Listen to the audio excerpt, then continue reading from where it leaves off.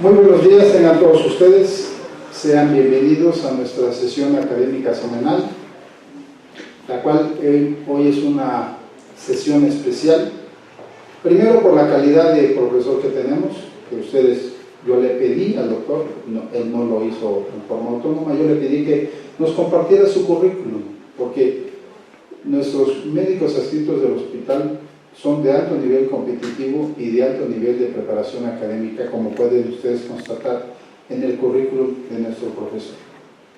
El doctor José Luis López Velázquez nos dará un tema de suma importancia, dado que esta semana estamos dentro del marco de la semana de sensibilización en cáncer del cuello uterino. Y esta sesión también queda dentro del marco de nuestro curso Taller de Hospital Amigo del Niño y de la Niña, para buscar la nominación de nuestro hospital como hospital certificado y amigo del niño y de la niña. Por ese motivo la sesión de hoy es muy importante y les agradecemos que nos acompañen, les agradecemos su presencia y les pido que recibamos a nuestro profesor con un fuerte aplauso. Le agradecemos haber aceptado esta participación. Gracias, doctor.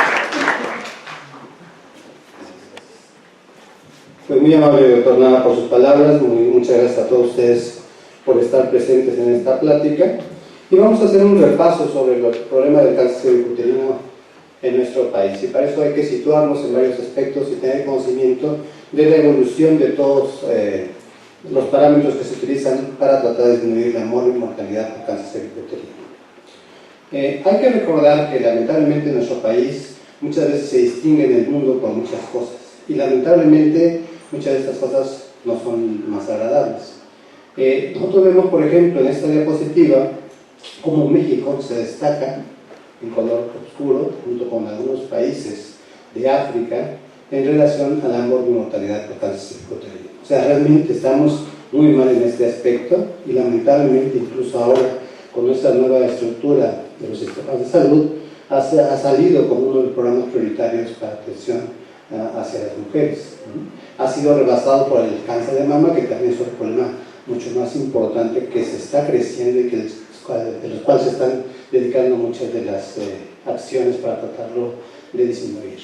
¿Qué tenemos en la República Mexicana? Pues lamentablemente siempre lo que hemos conocido, el norte y el sur. El norte con una menor morbilidad y mortalidad por cáncer cervicuterino, porque se tiene un mejor nivel socioeconómico, mayor acceso a los servicios médicos, mientras que el sur siempre adolece de eso.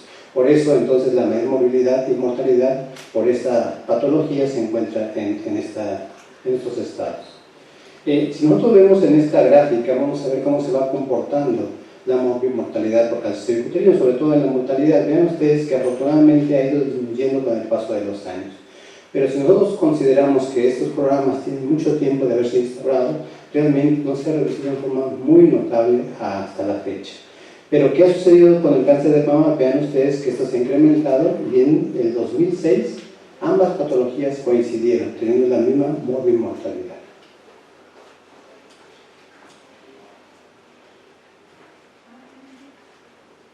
Bueno, en esta diapositiva se hace mucho más gráfico cómo ha ido el descenso de este tipo de patologías. Vean ustedes aquí, en el 2001, y aquí en México lamentablemente no se tienen estadísticas muy confiables. Y eso sucedía mucho, sobre todo cuando nos enfrentamos a las estadísticas internacionales. En México decíamos, bueno, tenemos una mortalidad de un 20%, y a nivel internacional decían, no, ¿saben qué? Tiene una mortalidad de un 20, 30 o 40%. Entonces, no sabemos realmente cuáles las estadísticas. Sin embargo, a pesar de todo esto, sí se ha notado una disminución en la mortalidad.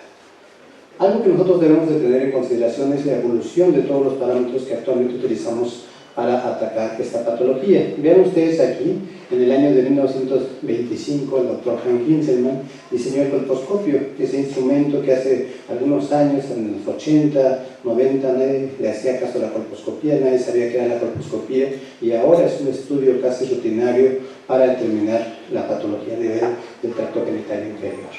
Otro de los hallazgos importantes lo tenemos con el año de 1928 con el doctor George Papanikolaou. Vean ustedes que él comenzó a hacer estudios en este tiempo, sin embargo estos estudios fueron publicados hasta 1941. Otro dato muy importante lo tenemos en el año de 1976 doctor Harold Schulhausen. Ustedes a lo mejor lo conocieron porque vino aquí a la Universidad Nacional Autónoma de México a dar unas conferencias. Él, junto con el doctor Lutz Wittmann y la doctora Nubia Muñoz, publicó la hipótesis de que probablemente el virus del papiloma humano era uno de los cofactores importantes para el desarrollo del cáncer cervicuterino. Y vean ustedes que en el año de 1983 y 1984 aisló el virus 16 y el virus 18 de tumores cervicales. En el 2008, pues es obvio que recibió el Premio Nobel de Medicina y Fisiología. Y en 1978, el doctor de la Torre detectó con el microscopio electrónico estas partículas virales y en 1980 desarrollaron anticuerpos. Esto fue lo que es los precursores para el desarrollo de las vacunas que actualmente conocemos. Otro de los datos importantes es en 1987 el doctor Barry Banks propuso y describió la técnica de la reacción en cadena de polimerasa, que no solo se utiliza actualmente para determinar la presencia de virus del papiloma humano, sino de otro tipo de organismos. Y por estos desarrollos de esta técnica recibió en el año 93 el premio Nobel también. Esto nos ha dado pauta de que clásicamente y epidemiológicamente se puedan establecer tres parámetros o tres etapas de la prevención del cáncer cervicuterino. Vean ustedes aquí la prevención primaria, eso es muy importante, porque eso implica la educación hacia la población, incluso a los servidores de salud. Posteriormente migramos a las vacunas profilácticas. En la prevención secundaria tenemos sobre todo los programas de detección oportuna de cáncer, que también han evolucionado y lo vamos a ver a lo largo de la plática. Y bueno, lamentablemente tenemos una prevención terciaria, en donde más que medidas preventivas realmente son medidas paliativas, en donde tratamos de que la vida de las personas que padecen cáncer se pueda llevar en forma más adecuada. ¿Qué sucede con el cáncer cervicuterino en nuestro país? Vean ustedes, el programa de detección oportuna de cáncer fue instituido en 1974. O sea, tenemos muchos años de que este programa esté, entre comillas, funcionando y que lamentablemente no se ha visto una mejoría como en algunos otros países desarrollados. Y tenemos la misma mortalidad que se sigue reportando desde el inicio. 4.000 a 6.000 muertes al año. Esto quiere decir que mueren de 11 a 13 mujeres al día. Esto quiere decir una mujer cada 2 horas muere por cáncer cervicuterino. Esto no se debería de suceder porque es una enfermedad que se puede prevenir a un 100%. Uno de los factores importantes que contribuyen a esta mala evolución del problema es la cobertura. Ven ustedes que es muy pobre, es de un 20 a un 65%. Para que nosotros tengamos éxito en los programas de detección oportuna de cáncer, tenemos que hacer una cobertura, o tener una cobertura de un 80% o más. Y otro de los parámetros importantes es esto, la focalización de la detección. ¿Qué quiere decir esto? Que lamentablemente en las ciudades la misma gente se sigue haciendo su Papá Nicolau. Entonces podemos ser 100 Papá Nicolaos, pero estamos avisando a 5 personas, por ejemplo. O sea, eso no sirve absolutamente de nada. Le sirve a las autoridades para decir, pues sí, hacemos muchas campañas, hacemos muchos estudios, pero realmente no impacta en la población. Y vean ustedes entonces qué sigue sucediendo. Esta es una de las estadísticas de INEGI de 2018, es el año pasado. Vean ustedes la mortalidad que habíamos dicho, 4.000 a 6.000 mujeres por año. Sigue siendo exactamente la misma mortalidad. ¿Cuál es la población más afectada? La población de 65 años y más. Pero ¿dónde comienza a despegar? De 45 a 64. ¿Dónde comenzamos a tener problemas? Pacientes de 25 a 44 años. ¿Sí? Y claro, también, como todos, hay pacientes menores de 24 años que también sufren de este problema, pero que afortunadamente, por el tipo de evolución que tiene este problema, es muy raro. Si nosotros hablamos incluso de adolescentes, la muerte por cáncer cervicuterino en adolescentes llega a ser de 1 en 3 millones. Este es el gran problema. Ven ustedes que incluso instituciones que consideramos cerradas, controladas perfectamente con su población, la cobertura de este programa de detección es extremadamente pobre. ¿Qué sucede también? Vean ustedes la población, eso es una correspondencia entre la población y entre el servicio médico. La gran mayoría de las pacientes nada más se hacen un solo Papá Nicolau en su vida, casi un 60%. Es obvio que la población urbana se le hace con mayor frecuencia, pero que tiene más facilidad el acceso al servicio médico, mientras que la población rural llega a ser nada más de un 30%. La gran mayoría, ven ustedes aquí un 55%, llegan ya a una etapa tardía al médico, ya cuando comienza a tener síntomas. ¿Cuántas veces nosotros no hemos escuchado que la paciente que dice, bueno, ¿para qué me hago mi Papa Nicolau si no tengo ninguna molestia? No tengo secreciones, no tengo sangrado, o sea, no me siento muy bien. Y acuérdense que el cáncer cervicuterino y las lesiones intraepiteliales que son precursoras del mismo son asintomáticas en estas etapas tempranas. Otro de los parámetros es este, los malos especímenes de calidad, tanto por la toma como por la interpretación. Y esto llega a ser hasta un 64%. Hay estadísticas en donde dicen un 10 o un 20% de todas las citologías sirven para hacer un diagnóstico y las demás tienen algún problema para su interpretación. Y los falsos negativos, que también es obvio, se van a presentar, pueden ser desde un 10 hasta un 54%. Afortunadamente, también ha evolucionado la forma en que nosotros tomamos los Papa Nicolaos. Cuando nosotros estábamos estudiando cómo hacíamos un Papa Nicolau, rompíamos una batelengua y tomábamos la secreción del fondo de saco, o sea, células muertas, células con detritos, que costaba mucho poder hacer una interpretación adecuada. Después evolucionaban, bueno, vamos a tomarla con un cotonete, no sirve tampoco porque se absorbe una gran cantidad de células. La espátula de aire puede funcionar, pero hay que tener cuidado de que no tenga mucha curvatura, porque vean ustedes que esta área que está marcada aquí es el sitio donde se presenta más frecuentemente el cáncer en un 95%. Y si no tomamos nosotros una buena muestra, podemos pasar desapercibido esa patología. Vino el desarrollo de la brocha cervical, es muy útil, vean ustedes que podemos tomar tanto del conducto como de la zona de transformación y del epitelio cervical con un solo instrumento. Esto es muy útil en las pacientes jóvenes, donde se puede aplicar, pero en las pacientes peri- y posmenopáusicas que tienen ya estenosado el orificio, pues tenemos otro instrumento también que es el cepillo citológico. Y con eso podemos evitar pasar por alto algún sitio en donde se esté presentando alguna lesión intraepitelial o cáncer cervicuterino. Ahora, también ha evolucionado la citología cervicovaginal. Esta es una citología convencional, ven ustedes que tiene un extendido grueso. Aquí está mucho más uniforme porque lleva una sola dirección. Antes lo hacíamos así en forma de remolino, entonces era una revolución de células y de detritus. Y ven ustedes cómo se observa en el microscopio.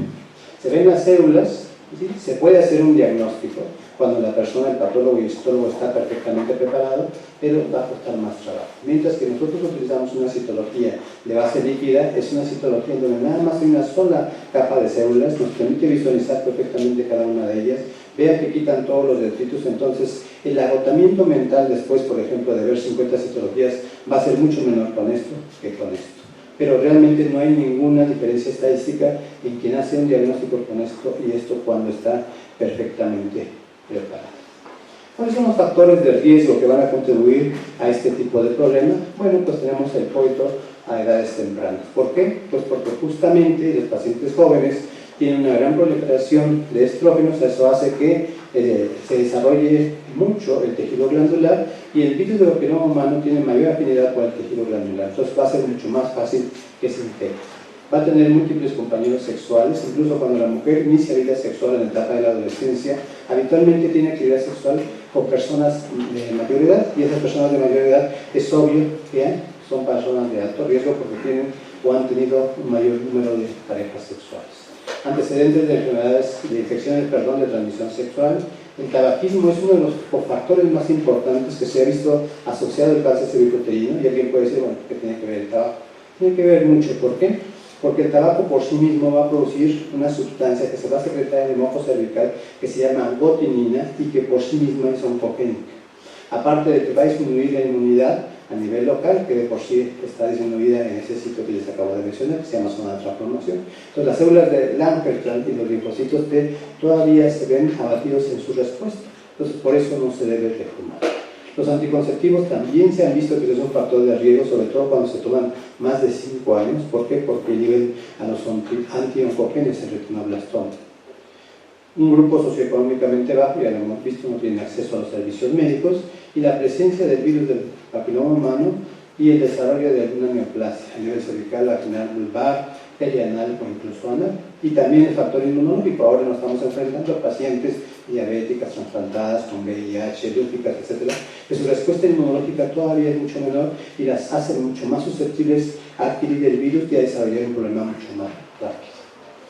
Esto es otro de los parámetros que nos ha ayudado para conocer lo que se veía y se conocía en forma clínica y en forma epidemiológica, y nos ayuda a explicar por qué teníamos ese comportamiento en las infecciones virales y en el desarrollo del cáncer. Vean ustedes aquí que comenzaron a hacerse las detecciones de prueba molecular para detectar el virus. El primero que se aprobó por la FDA en el 2013 es la captura de híbridos, después en el 2009 el Cervista, en el 2011 el COVAS, que es el que utilizábamos hace años, bueno, hace 2 o 3 años, y después ya cambiamos en el año pasado al Aptima. ¿Cuál es la diferencia entre este y este? Este nos detecta nada más la presencia del virus, y mientras que el equipo Aptima nos va a detectar el RNA mensajero E6 y E7, y que nos indica que el virus se está replicando, y por lo tanto esa paciente tiene una mayor posibilidad de presentar una lesión a corto plazo. Aquí en esta diapositiva representamos lo que es la captura de híbridos y las pruebas de PCR. Vean ustedes que para que saliera positiva la captura de híbridos necesitábamos 5.000 copias de virus del papiloma humano, o sea, era mucho menos sensible. Mientras que para poder hacer la detección con las pruebas de reacción en cadena de polimerasa, nada más necesitamos 10 genomas virales, es mucho más sensible. Bueno, entonces esto nos dio el conocimiento de qué tipos y cuántos virus existían. Aquí se han detectado más de 200 genotipos, 30 a 40 de ellos atacan el área genital, pero vean ustedes que 15 a 20 son los oncogénicos, sino que son los causantes principalmente del cáncer cervicuterino. En primer lugar se encuentra el 16 y el 18, casi con un 70% como causa. Mientras que los virus que llamamos de bajo riesgo, que es el 6 y el 11, son los productores de las lesiones condilomatosas, que es la principal enfermedad de transmisión sexual en los pacientes jóvenes y adolescentes. Uno de los parámetros que nos dio el doctor Javier Bosch, él es un español que se ha dedicado a estudiar mucho esto, es que nos dice que una sola prueba molecular, ven ustedes aquí, negativa, tiene un valor pronóstico negativo, predictivo negativo, perdón, muy alto, de un 99.8% a 7 años. ¿Qué quiere decir eso? Que la posibilidad de que una paciente, cuando tenga una prueba molecular negativa, es de 0.3% que desarrolle un cáncer hasta 7 años. Entonces, teniendo todos estos conocimientos, se pueden hacer reajustes en la forma en que se trabaja este programa de detección oportuna de cáncer. Ahora, tenemos 2 tipos de pruebas moleculares. Unas que utilizamos para la investigación y que va a detectar incluso los 200 genotipos o más, y otros que utilizamos en forma clínica. No hay que utilizar estas pruebas, vean ustedes aquí, detectan miles y miles, son como 70, no detecta los 200. Pero desafortunadamente esto también se hace a nivel comercial, son pruebas que se hacen a nivel comercial y que nos dan los pacientes. Y vienen angustiadas porque, oiga, doctor, ¿sabe que tengo el virus 1, tengo el virus 2, tengo el virus 4? ¿No? Me va a dar cáncer. Eso no es cierto. Porque el virus 2 y el virus 4, ¿qué es lo que va a producir? Pues las verrugas vulgares, las que tenemos en el cuello, en las axilas, etcétera, en otros sitios, y que no tienen absolutamente nada que ver con el cáncer cervicuterino, ni siquiera con los condilomas genitales. Pero lo que sí debemos utilizar son estas pruebas, son las pruebas clínicas, en donde está limitado a la detección nada más de los 14 virus que van a producir más frecuentemente el cáncer cervicuterino, que es el 16, 18 y un grupo que le denominamos pool, que es el 31, 35, etc. Estas son las pruebas que sí debemos de tener. ¿Para qué nos ayudan en estas pruebas moleculares? Bueno, si nosotros hacemos un estudio clínico colposcópico, vean ustedes un cuello que vamos a decir que es un epitelio rosado liso brillante. Vemos aquí la transición entre el epitelio granular, que es rojizo, una superficie regular y brillante, y justamente donde se une el epitelio granular con el epitelio de tipo escamoso, que es la unión escamoclonal fisiológica, es donde se va a originar aquí el 95% del cáncer. Y por eso es muy importante cuando yo hago la colposcopía observar este sitio. Entonces aquí todos decimos, bueno, clínicamente se ve normal. Pero este epitelio bonito puede estar infectado por virus del papiloma humano, va a tener una infección latente. Y la única forma de detectar esa infección latente es mediante una prueba molecular. Y se ha detectado que estos epitelios que son normales pueden estar infectados, no quiere decir que vayan a desarrollar una patología. Pero se ha detectado la prevalencia del virus, por ejemplo, en la vulva, un 69%, en vagina un 40% y en el cervix un 25%. Ahora, si ustedes dicen, bueno, pues la vulva está más infectada, ¿por qué no tenemos más cáncer de vulva que cáncer cervicuterino? Porque no es el problema de salud pública la vulva más que el cervix, es el que está menos infectado. Porque recuerden ustedes que habíamos dicho que el virus requiere un sitio que se esté replicando constantemente e inmunológicamente débil. Y ese sitio es justamente Por eso la presencia del cáncer uterino es muy importante a este nivel, más que en nosotros, a pesar de que esté la prevalencia del virus mucho más alta en esos sitios. Y aquí lo que les estaba mencionando, ven ustedes aquí, el 4, el 2, verrugas plantares, verrugas vulgares, pero cuando tenemos el virus 16 y 18 hay que tener cuidado porque se va a desarrollar lesiones de alto grado y cáncer cervicouterino. En esta gráfica, que es muy clásica, podemos ver el virus 16 produce el 50% promedio de cáncer, el virus 18 el 20% de cáncer, y todos los demás van a producir el 10 y el otro 20%. Las vacunas, ¿sí?, están encaminadas a este otro porcentaje, incluso ahora la vacuna monovalente, que nos va a cubrir hasta un 90% de los virus que pueden llegar a producir cáncer. Y en estudios mundiales ven ustedes que la prevalencia del virus 16, como habíamos mencionado, es el que causa principalmente el cáncer cervicouterino, seguido por el virus 18. Y en México, ¿qué sucede? Algo semejante. El virus 16 ocupa el primer lugar. Vean ustedes aquí que aparece incluso el virus 31, después viene el virus 18, 35, 52 y 45. Estos virus, ¿sí?, los puede cubrir la vacuna monovalente, entonces cuando llegue a México va a ser de mucha utilidad para poder ir eliminando y erradicando incluso este virus de nuestra población.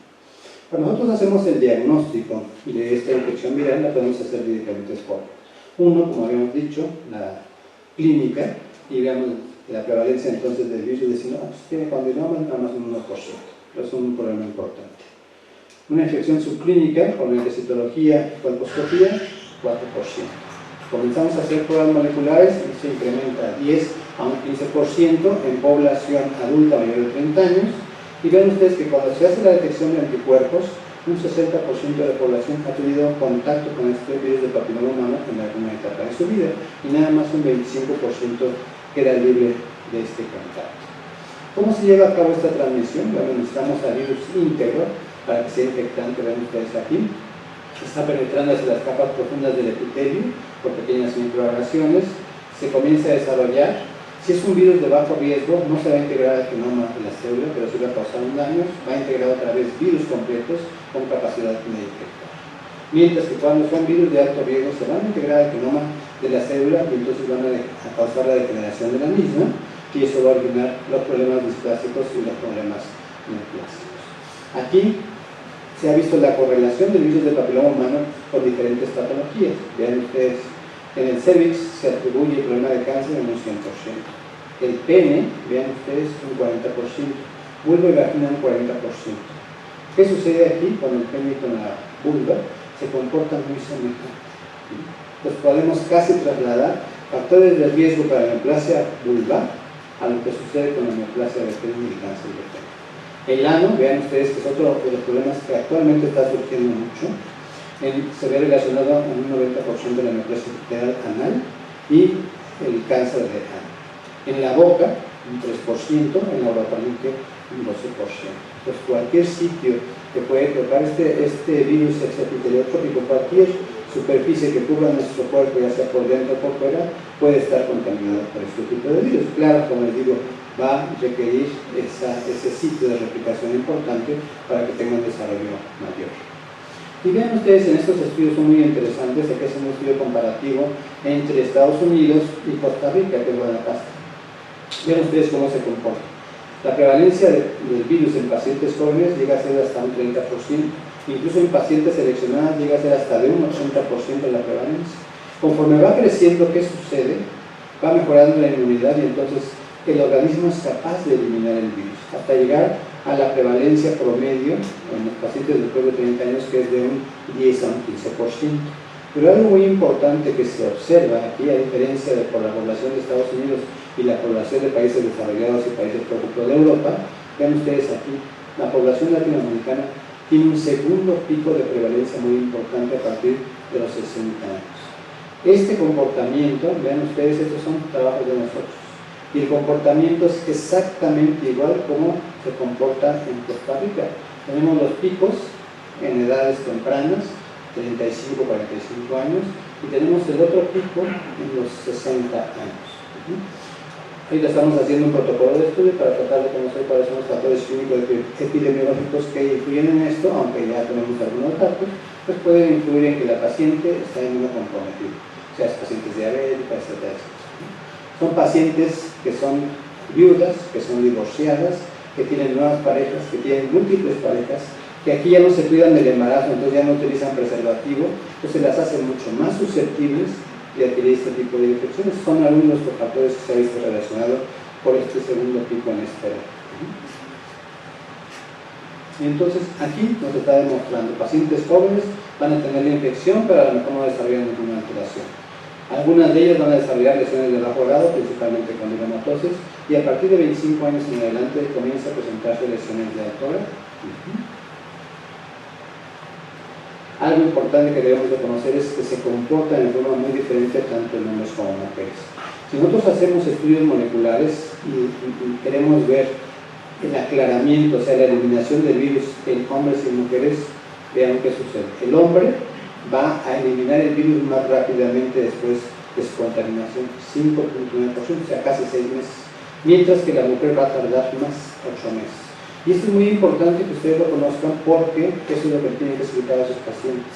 Si yo hago pruebas moleculares a la pareja, que a veces viene la pareja y me dice, pues hagan pruebas moleculares a los dos, tenemos que explicarles muy bien los posibles resultados. Si nosotros las tomamos en el momento que los dos están infectados, pueden salir positivos.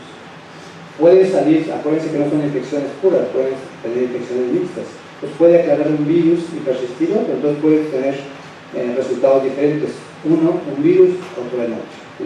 Y lo peor a veces sucede cuando el varón sale negativo y la mujer positiva o viceversa. Entonces, a ver, ¿cómo que yo tengo el virus? No lo tienes, ¿cómo que yo tengo uno? ¿Cómo que tú tienes otro? Hay que explicarles que así es la enfermedad, ¿sí? Entonces ya se quedan tranquilos y nosotros, antes de tener los resultados, les describimos estas posibilidades. Porque cuando yo llegué aquí, hace casi 30 años o más, las pacientes allí en la pareja se peleaban porque se les daba una información incorrecta. ¿Qué otro parámetro tenemos aquí para conocer? El momento y el tiempo de aclaración dependiendo de la edad. Vean ustedes aquí, si tomamos un tiempo de corte de 24 meses, los adolescentes van a aclarar el 94% del virus, mientras que los pacientes adultos nada más el 84%. A los 36 meses, un 94%, pero ven ustedes aquí que la persona adulta va a necesitar más tiempo, 84 meses, para aclarar nada más un 4% más de lo que había iniciado a los 2 años. O sea, el aclaramiento es muy lento y eso se debe a la respuesta inmunológica que se tiene. Por eso se prefiere vacunar a la paciente joven, porque su respuesta inmunológica va a ser mucho mejor. Tampoco hay que asustarnos, ¿no? Ya tengo el virus y me va a salir cáncer, eso no es cierto. Vean ustedes esta estadística, por cada 1000 pacientes infectados por virus del papiloma humano, 100 van a desarrollar alguna alteración citológica, 8 van a desarrollar una lesión de alto grado y 1.6 va a desarrollar nada más un cáncer. Entonces tampoco es para asustarse, pero sí hay que estarse estudiando. Y esta es la forma en que se pueden expresar los diferentes tipos de infecciones: la infección latente, la infección sustitutiva y la infección clínica.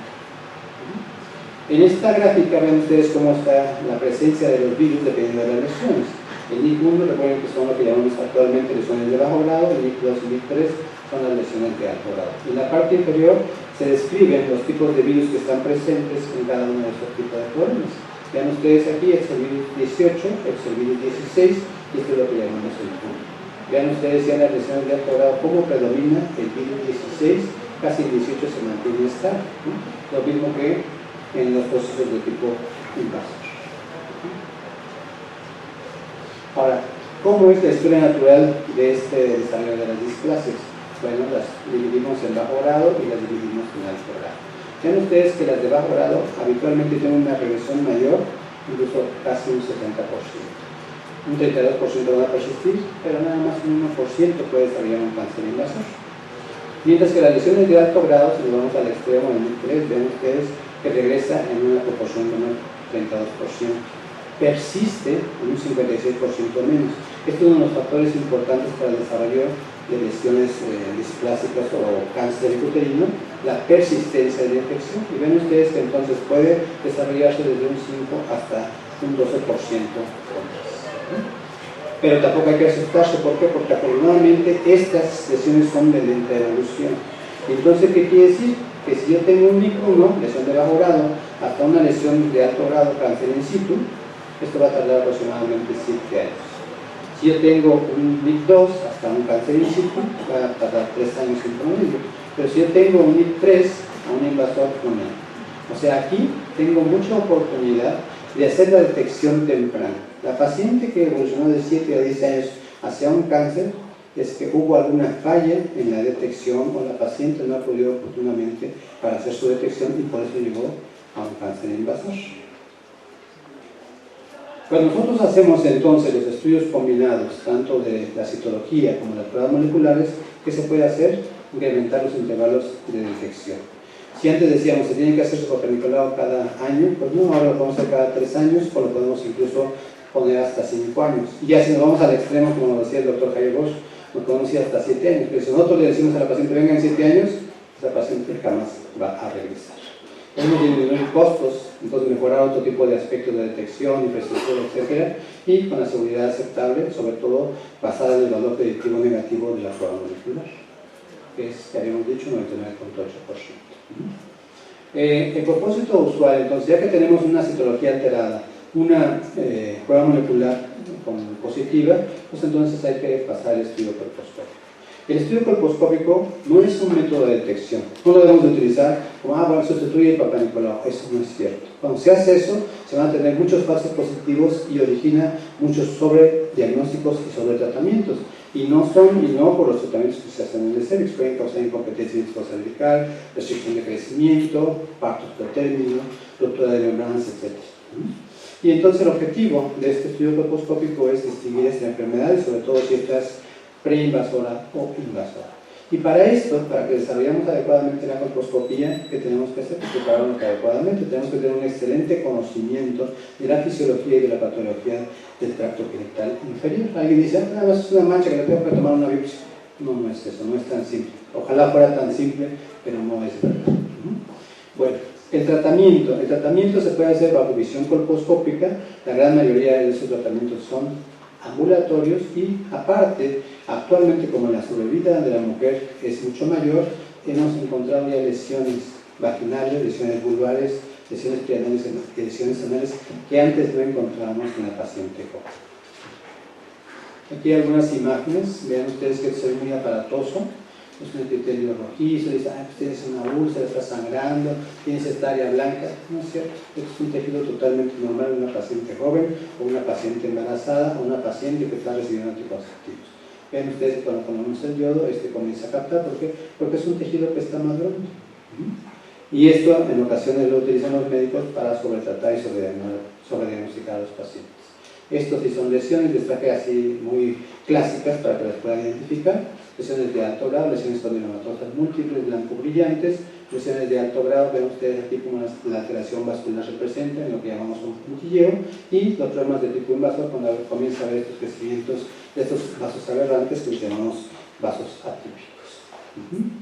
¿Qué tenemos que hacer cuando hacemos una colposcopía y encontramos un sitio alterado?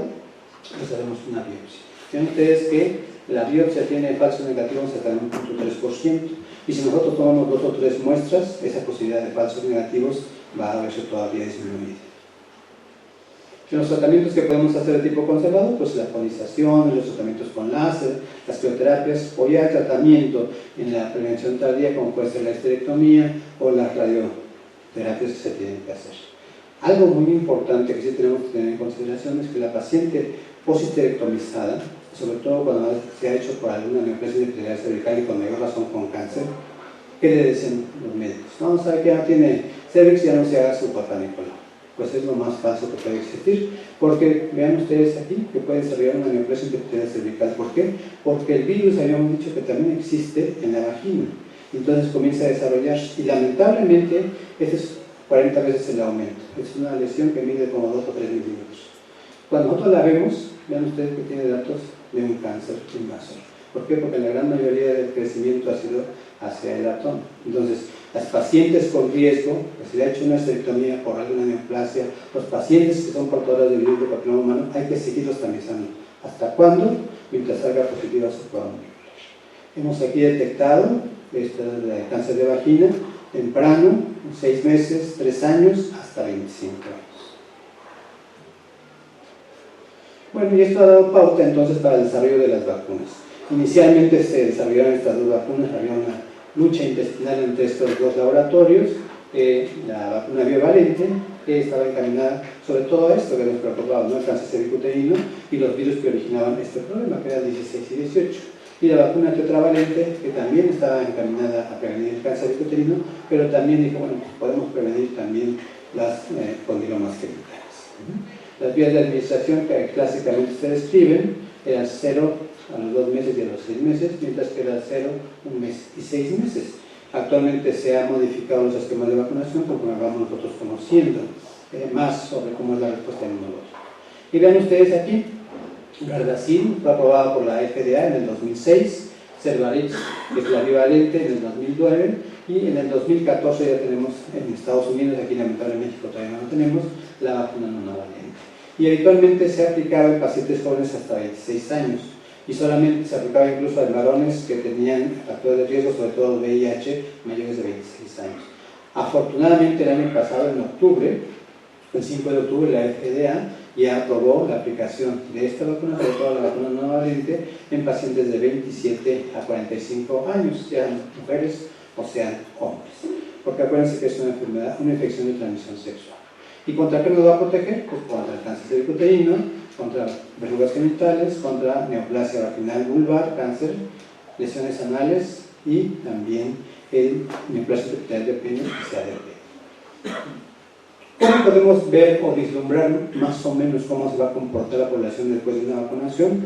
El cáncer cervicuterino, como hemos visto desde la evolución, vamos a tardar un poco para tener este conocimiento, pero sí podemos transponerlo a lo que sucede con los condilomas genitales. Y ven ustedes aquí que después de que se han vacunado en menores de 25 años mujeres, la prevalencia que era de un 18.6% se redujo a un 1.9%, o sea, hubo una reducción de un 90%. ¿Qué sucedió con los hombres menores de 21 años? La prevalencia de condilomas, que era de 22%, se redujo a 2.9%, o sea, es altamente eficaz, ¿no? Un 90% de respuesta favorable con la vacunación.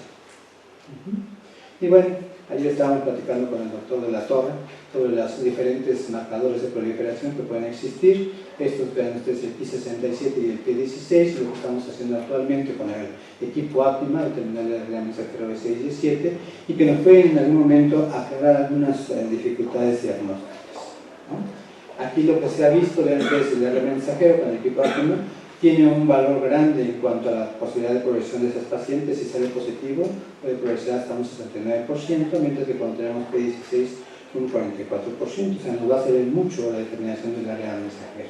Y de esta forma, entonces, podemos enriquecer todos estos parámetros y etapas de la prevención, ¿no? Habíamos dicho la educación, pero también tenemos la vacuna. Y si hacemos la vacunación, podemos incluso llegar en un futuro a eliminar completamente la presencia de virus del papiloma humano.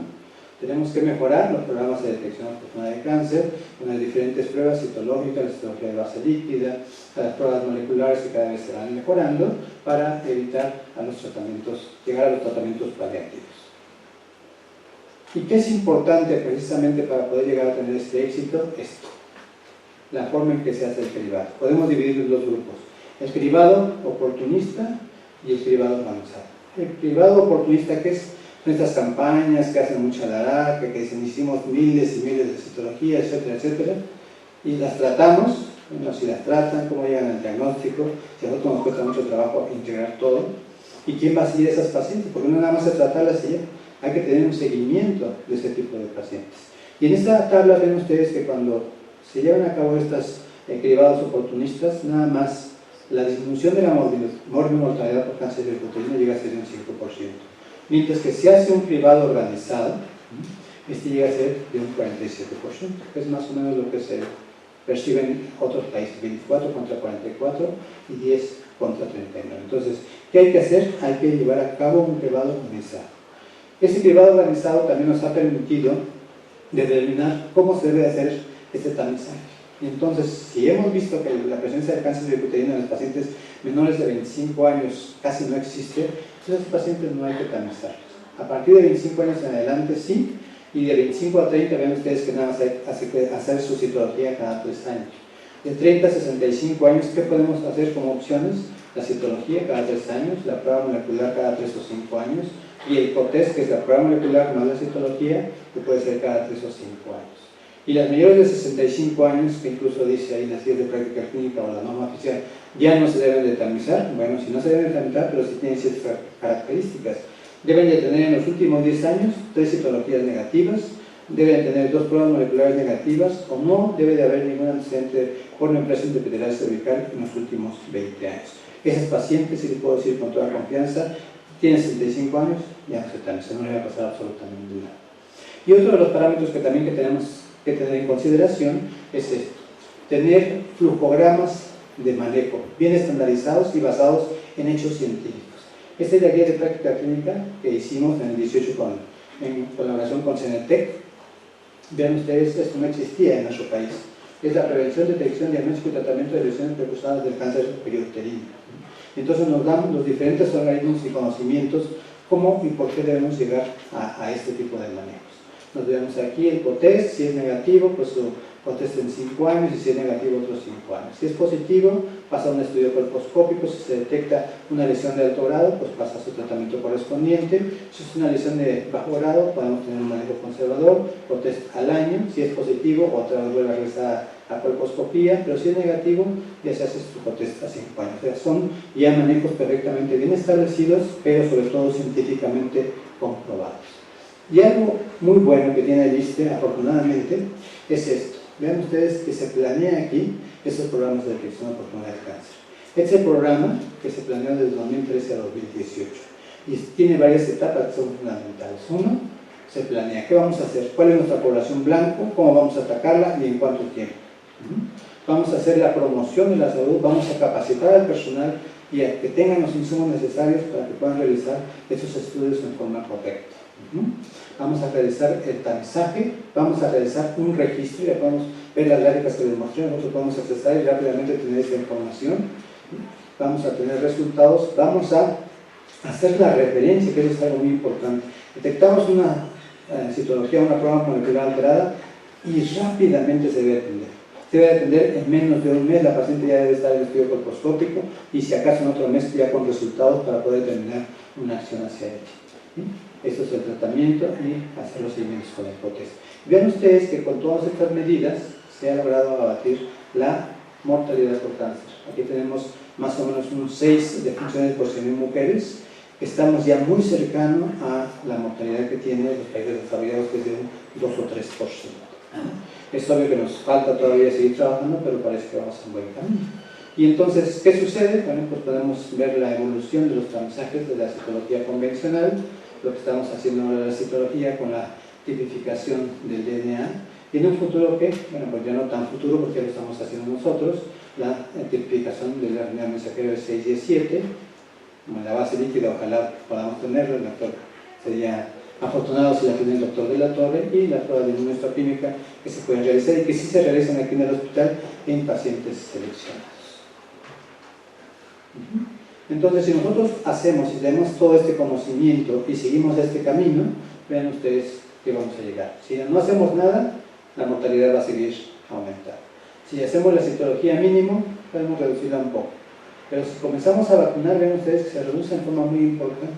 Y todavía si vacunamos y hacemos el COTEST, vean ustedes que la mortalidad va a bajar de forma muy importante y el objetivo es llevarla a lo mínimo posible, que son 2 o 3 defunciones por 100.000 mujeres. Bueno, muchas gracias.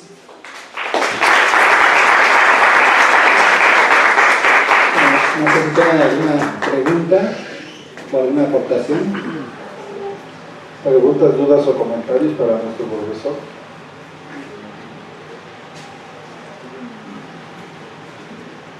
Sí, buenos días. Nada más hacer un comentario. En primer lugar, felicitar al doctor López y reconocerlo por el trabajo que durante muchos años ha realizado en la coordinación de ginecología, específicamente en el área de colposcopía. Y la verdad es una gran fortaleza que tiene el hospital. Es un trabajo que solamente corresponde a la coordinación. Está, por supuesto, la participación importante del servicio de patología, específicamente el doctor Fernando de la Torre, que nos acompaña en la parte de atrás del auditorio, que durante mucho tiempo han estado trabajando para lograr los resultados que se tienen. Sin embargo, como comentaba el doctor López, en un marco mucho más amplio, la prevalencia desafortunadamente no ha disminuido, y eso pues nos corresponde a todos prácticamente como profesionales de la salud. Por eso quería yo también invitar a los médicos jóvenes y a los profesionales en general de la salud, a los jóvenes, pues que en el ámbito de su competencia realicen las acciones que les correspondan para tratar de que la prevalencia de la infección, y específicamente del cáncer cervicuterino, pues en nuestro país vaya disminuyendo. A todos de alguna manera nos corresponde una parte de esto que parece que es inmenso, pero que con la participación de cada uno de nosotros podría ir hacia la mejoría. Felicidades, doctor López. Gracias, doctor de la Torre, por todo este tiempo de apoyo a nuestro servicio, y pues que sigan los éxitos. Muchas gracias. Sí, muchas gracias, muy amable. Esto que acaba de mencionar el doctor Díaz Becerra es muy importante. Ahora que incluso hemos nosotros dado algunas pláticas en la población que va a consulta externa, nos llama mucho la atención la indiferencia que algunas personas tienen, sobre todo las mujeres. Hemos visto mucha atención de los varones, pero las mujeres están chateando, como a veces estudiamos aquí incluso en el aula, no ponen el interés suficiente. Puede ser porque no quieren aceptar que exista ese problema, o porque realmente no les interesa. Y a veces nada más cuando algo muy grande, que vemos una actriz o alguien conocido que padece una determinada patología, pues corremos para que nos hagan nuestra mastografía, corremos para que nos hagan un ultrasonido de ovario, corremos para que nos hagan nuestras pruebas de Papa Nicolau. Y eso no debe ser así, sino debemos de estar bien conscientes de que debemos hacer en forma organizada y periódica este tipo de detecciones. Doctor de la Torre. Gracias. Felicidades, José Luis, está muy buena tu presentación. Miren, quería comentar lo siguiente. La estrategia, el plan para la reducción de la mortalidad del cáncer cervicuterino ya está bien estudiado. Hay un buen plan en el ISSSTE desde hace muchos años. De hecho, de parte de la Secretaría de Salud también hay un proyecto muy real sobre cómo hacer esto. Ha habido una disminución, en realidad, a partir de los fines de los 90, ha disminuido la mortalidad por cáncer cervicuterino y la frecuencia también. Sí ha existido la disminución. Probablemente esto coincide con las épocas en las que se modificó el programa de prevención de cáncer, a partir de la época del doctor de la Fuente, más o menos, la época de Cedillo. Mejoró el programa de prevención de cáncer, mejoró el Papa Nicolau.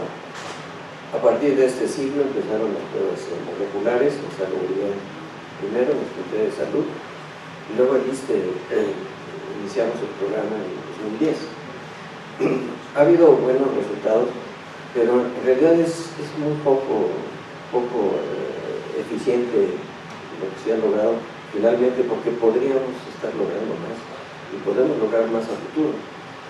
El único cáncer que puede ser eliminado de la población humana es el cervicuterino. Conocemos los factores de riesgo y conocemos los sistemas de prevención. Podríamos acabar con el cáncer cervicuterino de nuestra especie, pero hay que meter recursos y hay que meter un programa organizado. Les debo decir que la cobertura que tenemos de las pruebas moleculares en el ISSSTE pues no llega ni al 20%. Estamos tan bajos como estaba la citología cuando el programa era fallido. El porciento de cobertura de nuestras pruebas es deficiente. Es excelente, es lo mejor que hay para detectar las lesiones tempranas, pero es deficiente. Y preocupa que entre las prioridades de este año, por ejemplo, de la Secretaría de Salud, está el cáncer de mama, pero el cáncer cervicuterino ya no es una prioridad. Entonces es preocupante que esto requiere recursos, eso no es nada más buena voluntad y ganas de hacer las cosas. Se requiere recursos para las pruebas moleculares, para la vacunación, para los programas de difusión. Y desgraciadamente no parece estar incluido, ya parece que este año, el cáncer cervicuterino con la importancia que tenía. Probablemente la disminución a partir de los fines de los 90, la curva de cáncer cervicuterino en México va hacia abajo. Eso probablemente da cierta cierto entusiasmo a los que no quieren meterle dinero a estos programas, para decir de todos modos ya está disminuyendo, con lo poco que hacemos, de todos modos está disminuyendo. Es cierto, está disminuyendo. Probablemente, eso en realidad es una especulación, probablemente por acciones de salud, podría ser que fuera la razón. Pero en realidad se debe de hacer más, porque todavía hay muchas mujeres que no están evaluadas a través de estas pruebas moleculares. En el Seguro Social, por ejemplo, no hay pruebas de detección molecular. La mitad de la población femenina de servicios de salud no tiene cobertura por pruebas moleculares. Siguen haciendo el Papá Nicolau convencional que hacíamos en 1970. Es igual. Entonces, si no hay una modificación en el apoyo a estos programas, bueno, sí hacemos cosas muy bonitas, pero son deficientes todavía. Se requiere mucho más apoyo en los programas de prevención. Y está el secreto de cómo hacerlo. Esto es lo que hay que hacer. Y sí funciona. Gracias, doctor de la Torre. Doctor Raimundo. Hola, buenos días. Bueno, antes que nada, me uno a felicitar al doctor José Luis López. Se ha dedicado de lleno, nos consta, al estudio de la patología del cervix. Felicidades, José Luis. Con base a lo que dice el doctor de la Torre, pues obviamente en esta reunión podemos hablar, decir, exponer todas las experiencias que se han tenido a lo largo de los años sobre el tratamiento de la patología del cervix, pero desafortunadamente pues nuestro país, hay que recordarlo, está inmerso en una política que a veces no nos deja nada bueno a nosotros, estudiosos de la medicina, para el avance y sobre todo el estudio y tratamiento de estas patologías. Con el cambio de gobierno, con el cambio de políticas públicas, a veces se le da el traste al seguimiento, promoción y estudio de esto. Y como dice el doctor de la Torre, ojalá en el futuro se logre abatir, borrar todo lo que prácticamente vemos en mujeres con cánceres muy avanzados. Tenemos gente muy joven en el hospital, gente que va hacia adelante, gente que de una forma u otra, me consta, le interesa lo que es la salud pública.